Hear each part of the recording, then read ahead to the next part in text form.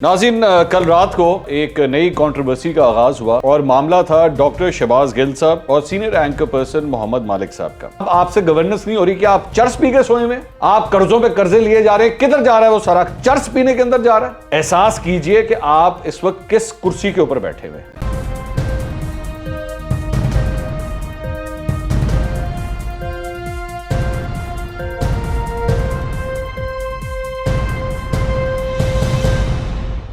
अस्सलाम वालेकुम नाज़रीन, मैं हूं मंसूर अली खान। अपने YouTube चैनल के ऊपर आपको खुशामदीद कहूँगा। सबसे पहले आपसे दरख्वास्त के चैनल को सब्सक्राइब करना मत भूलिएगा और बेल आइकन ज़रूर प्रेस कीजिएगा।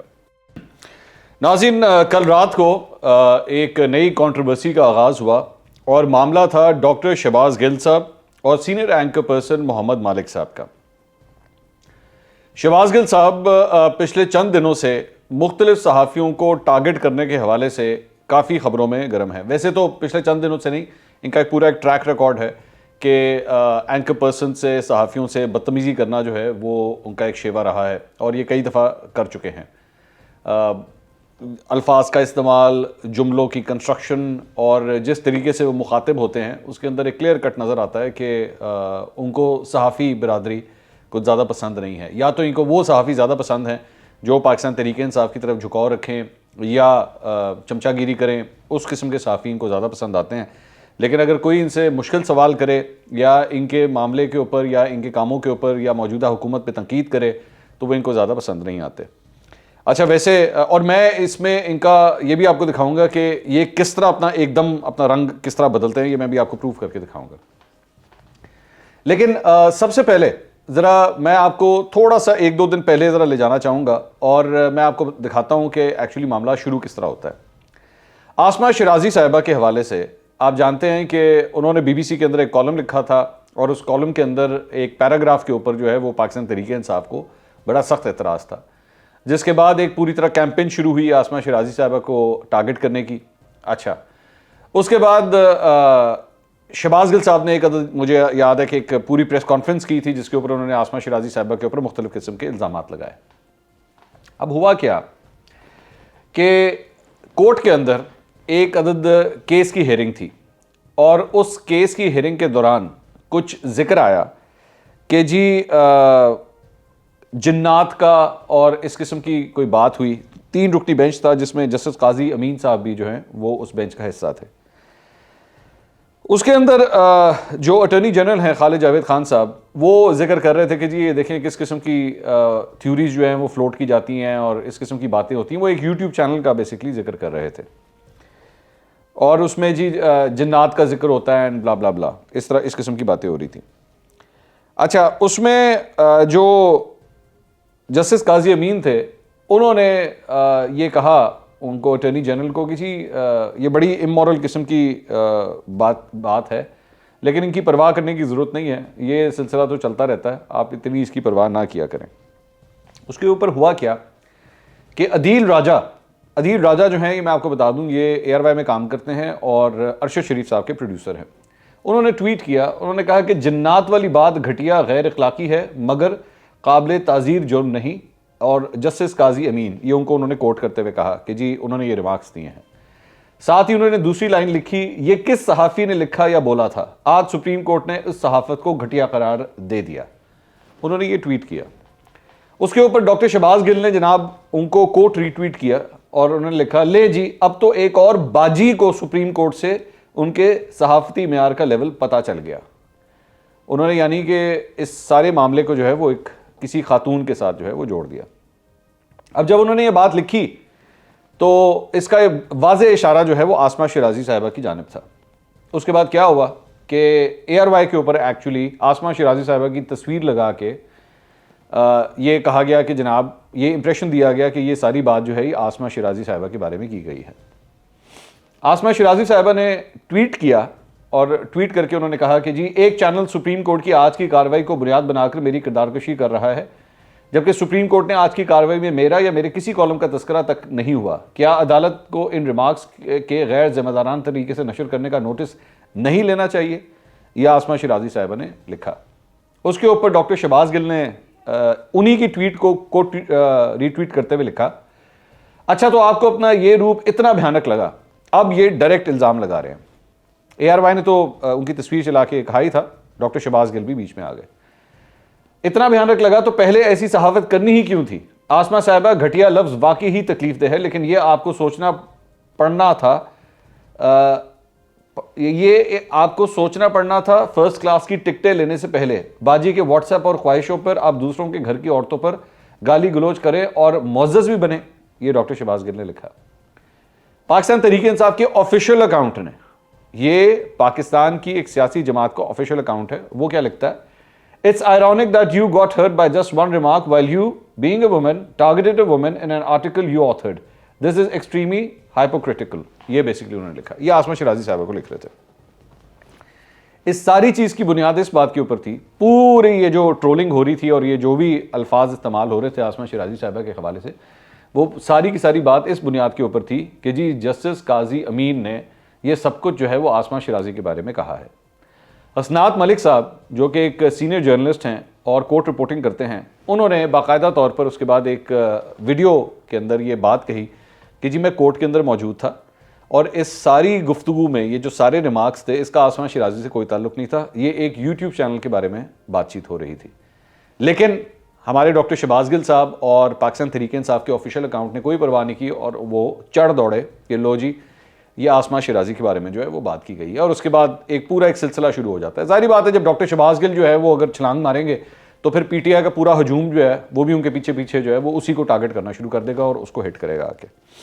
उसके बाद सहाफ़ती तंजीमों ने भी इसकी मजम्मत की कि जी बस करें, काफ़ी हो गया, आप बिला वजह जो है वो आसमा शिराजी के ऊपर टारगेट कर रहे हैं, उनको हिट कर रहे हैं। अच्छा, ये तो था ये सारा मामला जो आसमा शिराजी के साथ हुआ।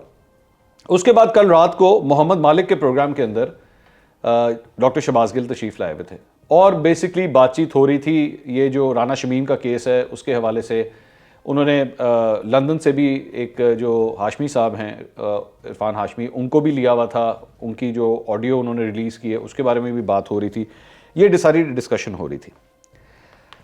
उसके बाद अब हो क्या रहा है, ये मैं पहले से मैं जब वाक़े पे आता हूँ तो हो क्या रहा है कि पाकिस्तान तहरीक इंसाफ के ऑफिशियल अकाउंट्स जो हैं वो एक मामले को उठा रहे हैं, और ज़्यादातर जो मैं वीडियोज़ देख रहा हूँ वो शेयर कर रहे हैं।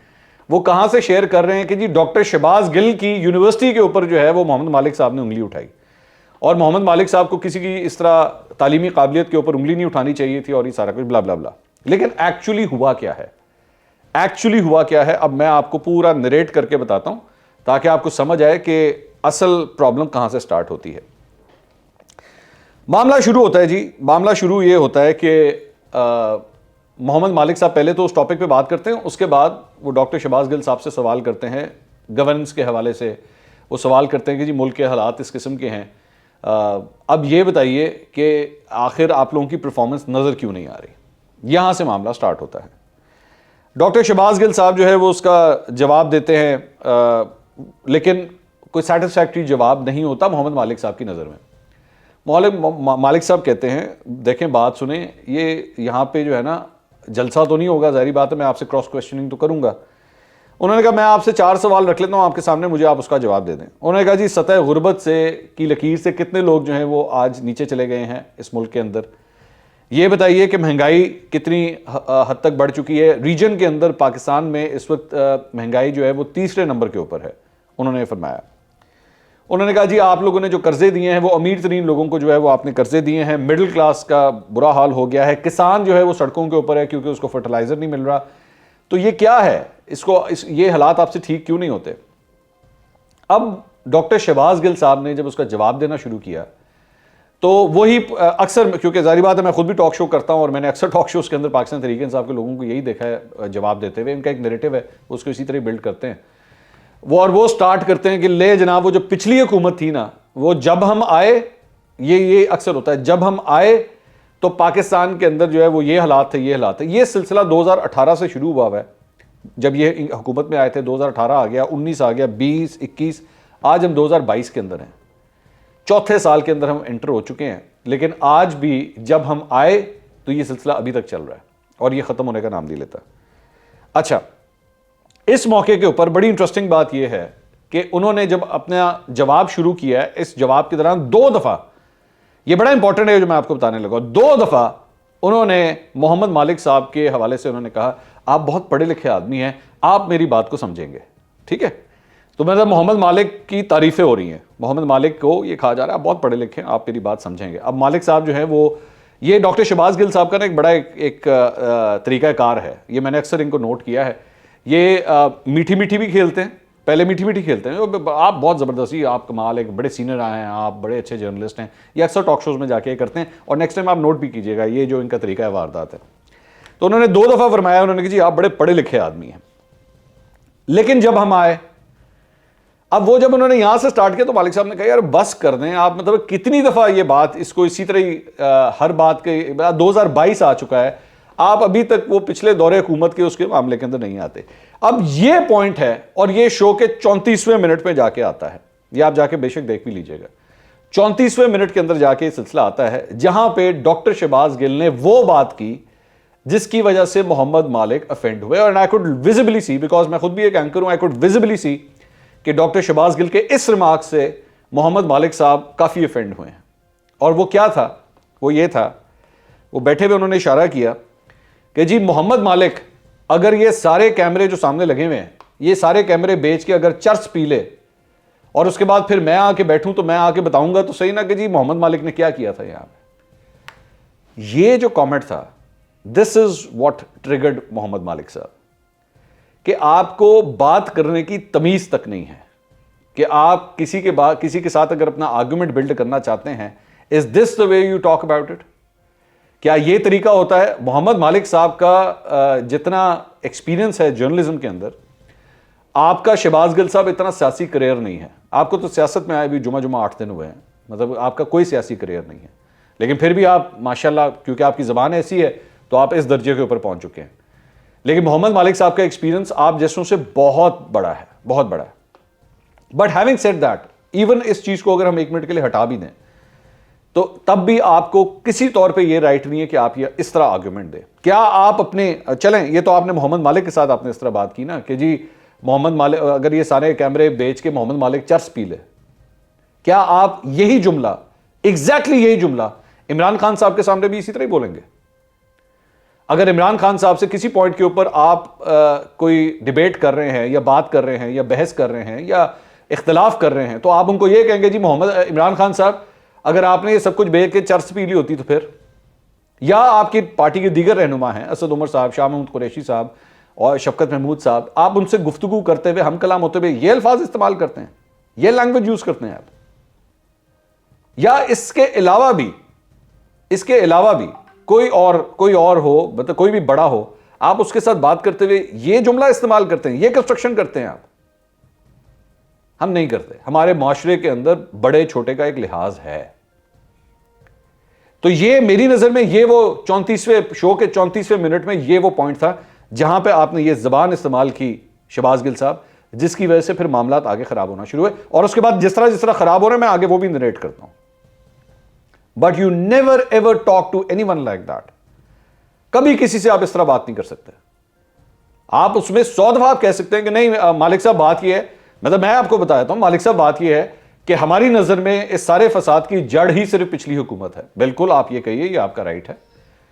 मालिक साहब अगर आपको कहें भी कि नहीं चलें जी आगे चलें, 2022 आ गया, अब आप इसमें आप कहें जी बात यह है कि आप सिर्फ इस बात से अंदाजा लगाएं कि पिछले दौरे हुकूमत में क्या क्या कुछ हुआ है कि जिसका असर हमें आज 2022 में भी आ रहा है और हमसे संभाला नहीं जाता क्योंकि पिछले दौरे हुकूमत में सब कुछ हुआ है। आप ये सब कुछ कह सकते हैं, लेकिन ये जो तरीका है गुफ्तगू करने का, मेरे ख्याल में आपको किसी बड़े से थोड़ा सा सीखने की जरूरत है कि बात किस तरह करते हैं। ठीक है, क्योंकि नेक्स्ट टाइम अगर आपके बारे में या आपके लीडरों के बारे में भी फिर अगर इसी लैंग्वेज में बात की ना, तो फिर आपको आग लग जाएगी। आपको आग लग जाएगी कि जनाब आपसे गवर्नेंस नहीं हो रही, कि आप चर्च पी के सोए में, आप कर्जों पे कर्जे लिए जा रहे हैं। किधर जा रहा है वो सारा? चर्च पीने के अंदर जा रहा है। आप लोगों ने जिस किस्म के लोगों को जाके जिन ओहदों के ऊपर बिठाया, क्या चर्च पी के बिठाया? नहीं, यह तरीका नहीं है बात करने का। इस तरह बात नहीं की जाती। इस तरह एक नेशनल टेलीविजन के टॉक शो में बैठ के इस तरह आर्गुमेंट नहीं दिया जाता। यह थड़ों पे बैठ के यह लैंग्वेज इस्तेमाल होती है। एहसास कीजिए कि आप इस वक्त किस कुर्सी के ऊपर बैठे हुए हैं। म्यूनिसिपल कमेटी के अंदर भी अगर कोई बैठा होगा ना, तो वो भी इस तरह गुफ्तगू नहीं करता। म्यूनिसिपल कमेटी के अंदर। आप शायद ये समझते हैं आप आज भी किसी यूनिवर्सिटी के किसी कॉलेज के क्लासरूम के अंदर बैठे और अपने दोस्तों से बात कर रहे हैं, आप नेशनल टेलीविजन पे बैठे हुए हैं। उसके बाद जब मामला यहां से आगे चलता है तो उसके बाद वो बात होती है इन्फ्लेशन की, कि जी इन्फ्लेशन जो है वो मालिक साहब ने कहा कि इन्फ्लेशन बहुत बढ़ गई हुई है और रूरल एरियाज़ के अंदर यानी कि देहाती इलाकों के अंदर भी इन्फ्लेशन जो है बहुत ज़्यादा है। उन्होंने कहा नहीं जी आपका तो आर्गूमेंट ही गलत है, रूरल एरियाज़ के अंदर तो वो तो खुद अपना जो खाना पीना है वो खुद उगाते हैं, तो आपको इसका भी नहीं पता। तो मालिक साहब ने कहा कि भाई यही तो मैं आपसे कह रहा हूं कि इवन रूरल एरियाज के अंदर भी फूड इन्फ्लेशन ज्यादा हो गई। अगर मैं यहां पे कहता हूं अगर मालिक साहब गलत भी दे रहे हैं, गलत स्टैट्स दे रहे हैं, गलत आर्गुमेंट दे रहे हैं, तो एक तमीज के दायरे में भी आप इख्तलाफ कर सकते हैं। आप कह सकते हैं नहीं मालिक साहब मैं आपसे डिसएग्री करता हूं, मेरा ख्याल में नंबर्स ठीक नहीं है, तो मैं आपको इस पे मैं आपसे डिसएग्री करता हूं, लेट्स एग्री टू डिसएग्री, मैं आपसे बड़े इज्जत और एहतराम के साथ इख्तलाफ करता हूं, आप इस तरह भी कह सकते हैं। उन्होंने आगे से कहा कि जी आपको तो पता ही नहीं है, आप हैं कौन, आपको इकोनॉमी के बारे में कुछ पता ही नहीं है। तो मालिक साहब ने कहा जी आपको बहुत पता है। उन्होंने कहा जी मैंने पीएचडी की है बिजनेस के अंदर, बिजनेस के अंदर, माइंड यू बिजनेस के अंदर, इकोनॉमी के अंदर नहीं, बिजनेस के अंदर। उन्होंने कहा कहां से किया हुआ है, वो तो उन्होंने कहा मैंने यूनिवर्सिटी ऑफ मलाया से किया हुआ है। उन्होंने कहा ये वही है जिसके हवाले से वो उस पर भी काफ़ी कंट्रोवर्सी है। अब जब उन्होंने ये बात की तो उन्होंने कहा जी आपको तो सहाफ़ी नहीं होना चाहिए कि आपको पता नहीं है कि मैं जिस यूनिवर्सिटी से करके आया हूँ वहाँ से महातीर मोहम्मद ने भी पढ़ा हुआ है और उसने भी वहाँ से पीएचडी की हुई है, तो ये क्या नॉनसेंस किस्म की आप बात कर रहे हैं, आपको तो सहाफ़ी नहीं होना चाहिए, ये उन्होंने फरमाया।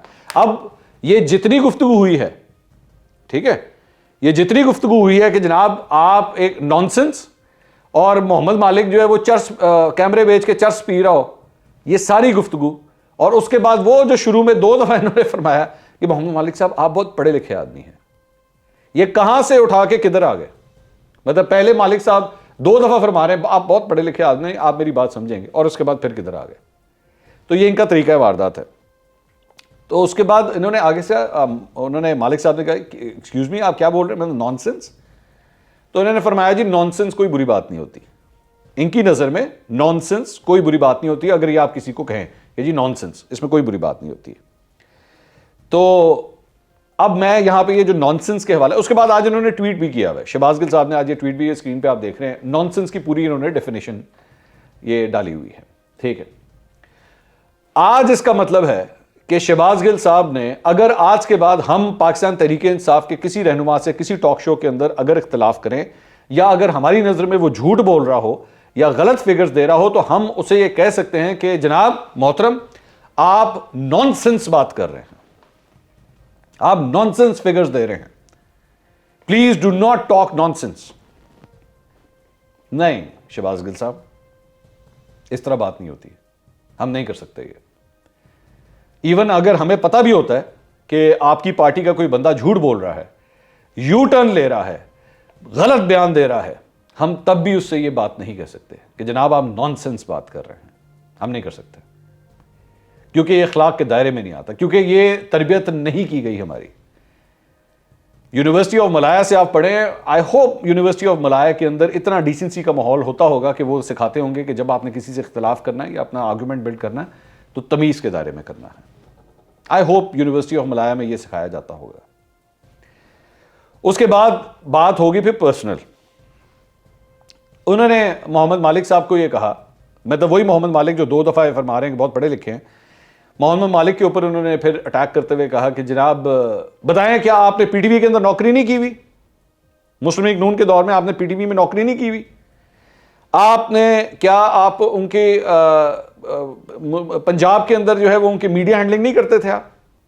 उन्होंने फरमाया जनाब ये मैं मीडिया हैंडलिंग नहीं करता था, ठीक है, उन्होंने ये फरमाया। और उन्होंने फरमाया कि पीटीवी के अंदर मैंने अगर नौकरी की थी तो वो मैंने नून लीग की नौकरी नहीं की थी, मैंने स्टेट की नौकरी की थी। अब इसके ऊपर जरा मेरा एक आर्गुमेंट सुन लीजिए। ये जो पीटीवी वाला जो ताना है, ये जो पीटीवी वाला ताना है, अगर तो इस ताने के हिसाब से चलना है, अगर तो इसी बात के हिसाब से चलना है ना कि जी पीटीवी में नौकरी की हुई थी, तो वो डॉक्टर शाहिद मसूद ने भी पीटीवी के अंदर नौकरी की हुई है।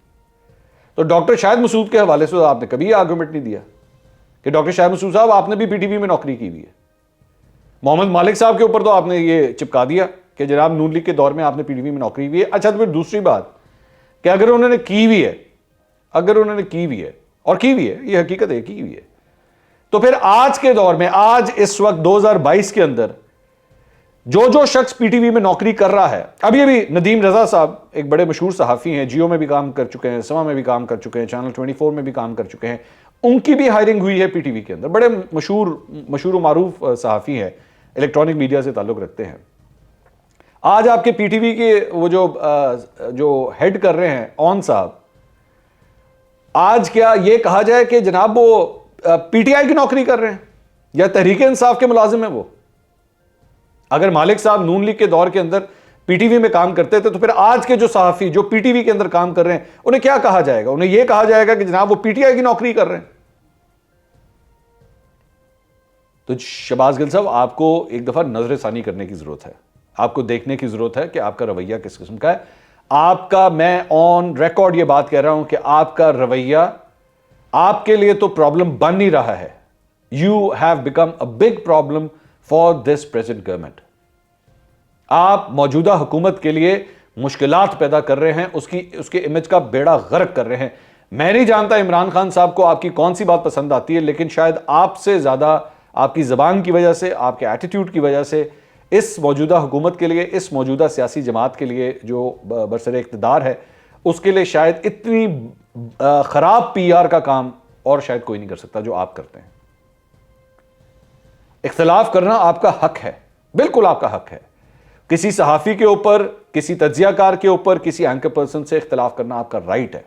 मैं आपके इस हक से कभी भी ये नहीं कहूंगा कि आप ना करें, लेकिन इखलाक के दायरे में किया जा सकता है, अच्छे अल्फाज के साथ किया जा सकता है। और यकीन कीजिए, मोहम्मद मालिक साहब ने अपने प्रोग्राम के अंदर भी ये कहा कि आपकी हर बात का जवाब दिया जा सकता है, लेकिन हमारी प्रोफेशनल रिस्पॉन्सिबिलिटी हमें रोकती है। यकीन करें कि रोकती है, और वो बिल्कुल सही कह रहे हैं कि वाकई रोकती है हमें। आपके मतलब फैसल वाडा साहब ने, मैंने ये बिल्कुल ये वही आर्ग्यूमेंट है, फैसल वाडा साहब ने भी जब ट्वीट किया था मेरे बारे में, बड़ी एक घटिया लैंग्वेज उन्होंने उस वक्त इस्तेमाल की थी, तो मैंने उसके जवाब में भी यही बात कही थी कि जनाब ज़बान हम भी इस्तेमाल कर सकते हैं। ये मत समझें कि पूरे पाकिस्तान में पंजाबी में गाली देना सिर्फ शहबाज गिल को आता है, सब सहाफ़ियों को आता है। हम लोग भी पंजाब से ताल्लुक़ रखते हैं। मैंने अक्सर देखा है शहबाज गिल साहब जब फर्ते जज्बात के अंदर जो होता है ना, पंजाबी में स्टार्ट कर देते हैं। उनको ये लगता है कि मैं पंजाबी में जब गुफ्तगू करूंगा तो मेरी बात की रेजोनेंस जो है वो ज्यादा होगी, लोग मेरी बात सुनेंगे, उसके अंदर एक मैं किसी का तमस्खर भी उड़ाऊंगा तो मैं जरा थोड़ा सा उसको जुगत भी लगा दूंगा। सब कर सकते हैं शहबाज गिल साहब, आप यकीन करें। अगर आपको यकीन ना आए तो किसी दिन वैसे प्राइवेटली बैठ जाइएगा हम लोगों के साथ, फिर आपको पता लगेगा कि आगे से आपको क्या क्या सुनने को मिलता है। लेकिन हमारी प्रोफेशनल रिस्पॉन्सिबिलिटी, क्योंकि जब हम कैमरे के आगे बैठते हैं ना, तो इसके चंद रूल्स एंड रेगुलेशंस हैं जिसका हमें ख्याल रखना पड़ता है कि आपने किसी के साथ पर्सनल नहीं होना, किसी के साथ ऐसी बात नहीं करनी। मोहम्मद मालिक साहब ने अगर आपकी यूनिवर्सिटी के हवाले से बात कही थी कि जनाब आपकी यूनिवर्सिटी जो है वो कंट्रोवर्शियल है, उन्होंने ये कहा था कंट्रोवर्शियल है, सिर्फ ये बात कही थी। आप ये कह दीजिए ऐसी कोई बात नहीं है, आपकी नॉलेज जो है वो ठीक नहीं है, आपके पास जो अपडेट है वो गलत है, आप इतनी बात कहते, उससे क्या फ़र्क पड़ता है? बिल्कुल, यह आपका राइट है, आप 100 दफ़ा कहें। लेकिन आगे से मैं दोबारा ये कह रहा हूं, मामला यहां से नहीं शुरू होता। मामला शुरू होता है जब आपने मोहम्मद मालिक को यह कहा कि जनाब मोहम्मद मालिक के सारे कैमरे बेच के चर्च पी ले, मामला यहां से खराब होता है। Learn how to sit in a talk show, वरना आपको नहीं पता। आप ये समझ रहे हैं कि शायद आप अगले 15 साल के लिए आ गए और आप वजीर आजम हाउस के अंदर ही बैठे हैं। बहुत आए, बड़े बड़े नाम आए, किधर चले गए, तारीख में गुम हो गए, नामो निशान भी नहीं है उनका। ये कुर्सी परमानेंट नहीं है शहबाज गिल साहब, ये आपकी गलत फहमी है। अगले वीलॉग में दोबारा मुलाकात होगी। अल्लाह हाफिज।